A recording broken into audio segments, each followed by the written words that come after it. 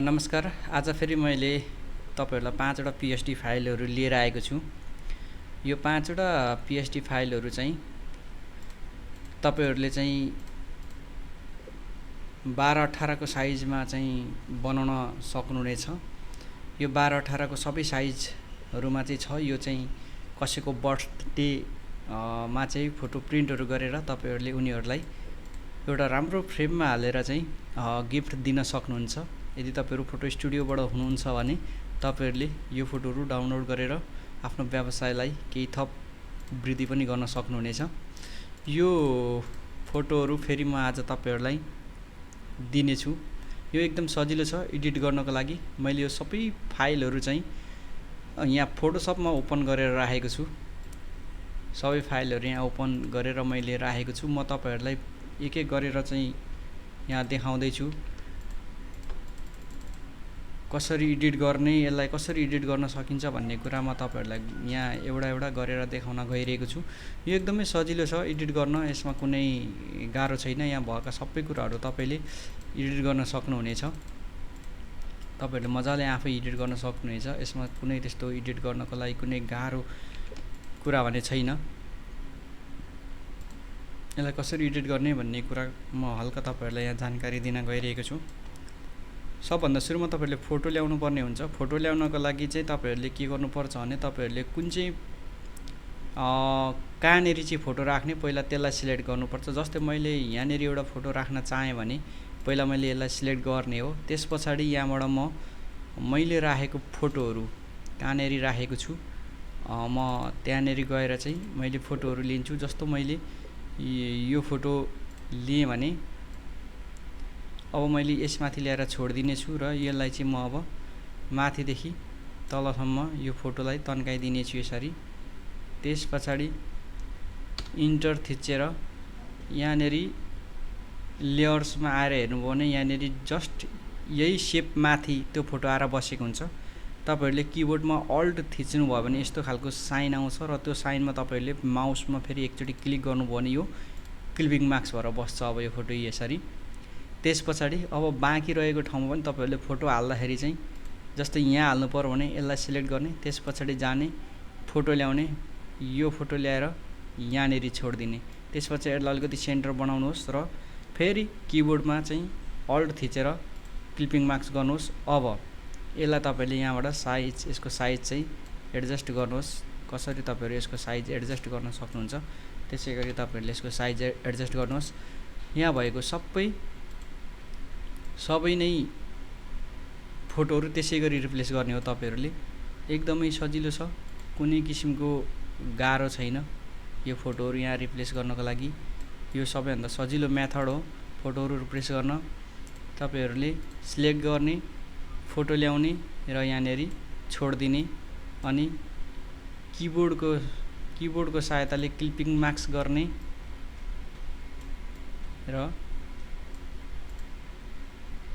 Photo replace गर्ने।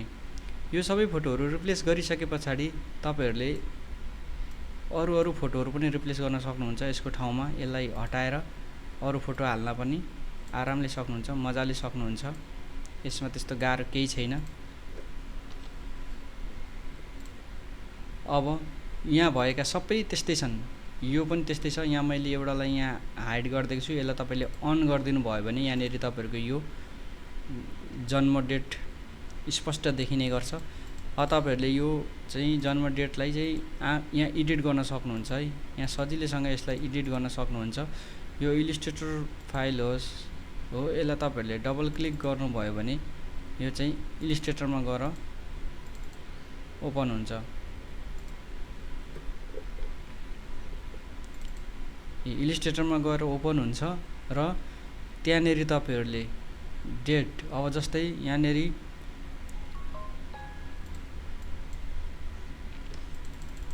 यहाँनेरि आएर ओपन भएको छ। जस्तै अब यहाँनेरि तपाईहरुले चाहिँ यो तपाईहरुको आइतबार 1 गते हो भने तपाईहरुले यहाँबाट यसलाई स्टार्ट गर्नुपर्ने हुन्छ 1 गतेबाट। अनि तपाईहरुले यसरी एडिट गरिसकेपछि तपाईहरुले यहीँनेरि कन्ट्रोल एस गरेर सेभ गरिदिनु भयो भने अटोमेटिक यो फोटोशपमा आएर आफै सेभ हुन्छ, केही गर्नै पर्दैन। त्यसपछि यो तपाईहरुको यो कहिले हो त्यहाँ लगेर यो राखिदिन सक्नुहुन्छ। यसरी त्यहाँ लगेर राखिदिन सक्नुहुनेछ। अनि यो जुन ठाउँहरू छ यो ठाउँहरूमा पनि फोटो हाल्नको लागि एकदमै सजिलो छ। अघि उपाय अपनाउने हो, लाने हो, यहाँ ल्याएर छोडिदिने हो अनि क्लिपिङ मार्क्स गर्ने हो। क्लिपिङ मार्क्स गर्ने हो। त्यस पछाडि यो साइज आफूले यहाँदेखि एडजस्ट गर्ने हो। कसरी एडजस्ट गर्ने हो, यहाँबाट तपाईहरुले यो साइज मिलाउने हो।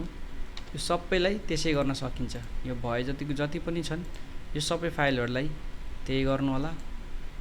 यो क्लिपिङ मार्क्स गर्ने, छोडिदिने, क्लिपिङ मार्क्स गर्ने, छोडिदिने। ल यहाँ अर्को छ, यो चाहिँ गुगल स्टाइलमा बनाएको छ मैले। यहाँनेरि तपाईहरुले आफ्नो नामहरु अथवा कोही क्लाइन्टको नामहरु हाल्न सक्नुहुन्छ। यहाँनेरि या तल पनि त्यही हाल्न सक्नुहुन्छ। यो सबै चाहिँ तपाईहरुको यहाँनेरि यो जुन ब्ल्याङ्क ठाउँ छ यो ठाउँमा तपाईहरुले फोटो हाल्ने हो। फोटो हाल्दा फेरि सेम त्यही तरिका अपनाउनु होला। जुन तरिकाले अघि मैले फोटो हालेर देखाएँ त्यही तरिकाले नै तपाईहरुले फोटो हालेर हाल्नु भयो भने यहाँ पनि स्पष्ट रूपमा फोटो आएर बस्ने छ। जस्तो एउटा मैले फोटो हाल्दिने छु, यसमा फोटो हाल्दिदै छु। तपाईहरु जानुस्, यो ल्याउनुस्, यहाँ राख्नुस् र छोडिदिनुस्। त्यसपछि यसलाई अलिकति माथि लगिदिनुस्। अब यहाँनेरि क्लिपिङ मार्क्स गरिदिनुस्। तपाईको फोटो आएर यहाँ बस्यो। सजिलो छ, गाह्रो छैन। तपाईहरुले पनि यसलाई मजाले गर्न सक्नुहुनेछ। त्यसपछि अर्को यो छ, यसमा पनि एकदमै सजिलो छ। यहाँ तपाईहरुले यो टेक्स्टहरु चेन्ज गर्न पनि सक्नुहुन्छ। यहाँ तपाईले आफ्नो लोगो हाल्न सक्नुहुनेछ। अब यहाँनेरि फोटो हाल्ने हो। यहाँनेरि यो जुन ब्ल्याङ्क ठाउँ छ यहाँनेरि फोटो ल्याएर हाल्ने हो। यहाँनेरि फोटो हाल्दाखेरि तरिका सबै त्यही छ। तपाईहरुले कुन तरिकाले के गर्नुहुन्छ, तरिका फोटो हाल्ने सबै तरिका एउटै हो। जुन तरिकाले तपाईहरु फोटो हाल्नुहोस्, फोटो हाल्ने तरिका फरक छैन। ल हेर्नुस्, यहाँ फोटो हाल्ने तरिका फरक छैन। ल हेर्नु होला, फोटो हाल्ने यहाँ तरिका फरक छैन। जुन तरिकाले फोटो हाल्नुस्, फोटो हाल्ने तरिका सेम छ।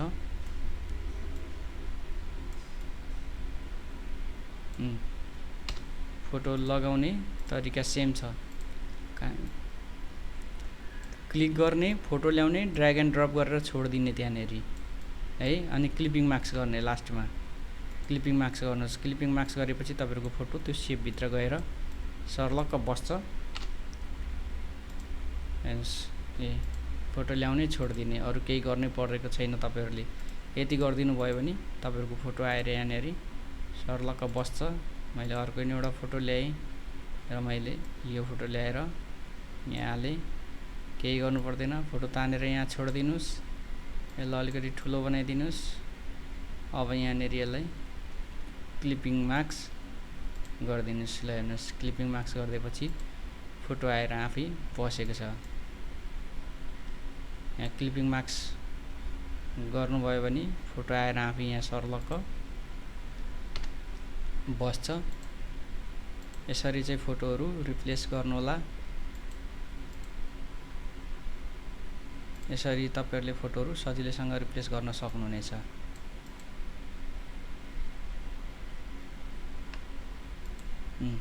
यो क्लिपिङ मार्क्स अहिले भएन। यसो गर भने क्लिपिङ मार्क्स भयो। यो फोटो तपाईहरुले सजिलैसँग यहाँ एडजस्ट गर्न सक्नुहुनेछ आफ्नो तरिकाले। ल हेर्नुस्, यो अर्को छ। यसमा पनि सेम तरिका हो। तपाईहरुले यसलाई पनि त्यही तरिकाले चाहिँ युज गर्न सक्नुहुनेछ। सबै तरिका, फोटो हाल्ने तरिका सबैमा सेम छ है। यसमा पनि ल्याउनुस्, एउटा फोटो हाल्नुस्, छोडिदिनुस्, यसलाई क्लिपिङ मार्क्स गर्नुस्। यहाँनेरि आएर क्लिपिङ मार्क्स गर्नुस्। अब फोटोको साइज बढाइदिनुस्। त्यहाँ आएर यो फोटो बस्ने छ। यहाँ सबै तरिका सेम छ। जहाँ जहाँ तपाईहरुलाई जस्तो जस्तो फोटो हाल्न मन लाग्छ त्यही अनुसारको फोटोहरु हालेर एउटा फ्रेमिङ बनाएर कसैलाई गिफ्ट गर्नुभयो भने यो एकदमै राम्रो हुनेछ। यसको डाइरेक्ट लिंक छ, जुन लिंक चाहिँ म यहाँनेरि यही भिडियोको तल हाल्दिने छु। तपाईहरुले त्यहाँ गएर यसलाई चाहिँ डाउनलोड गरेर मजाले आफूलाई मनपर्ने तरिकाले युज गर्न सक्नुहुनेछ। यसमा कुनै किसिमको पासवर्डहरू लगाइएको छैन। यदि तपाईलाई यो भिडियो राम्रो लागेको छ भने मेरो च्यानललाई सब्स्क्राइब गरेर लाइक चाहिँ गर्न नबिर्दिनु होला। लाइक तथा कमेन्ट गरिदिनु होला। तपाईहरुको त्यही लाइक तथा कमेन्ट र सब्स्क्राइबले मलाई यस्तो भिडियोहरू बनाउने हौसला मिल्नेछ। हस्त नमस्ते।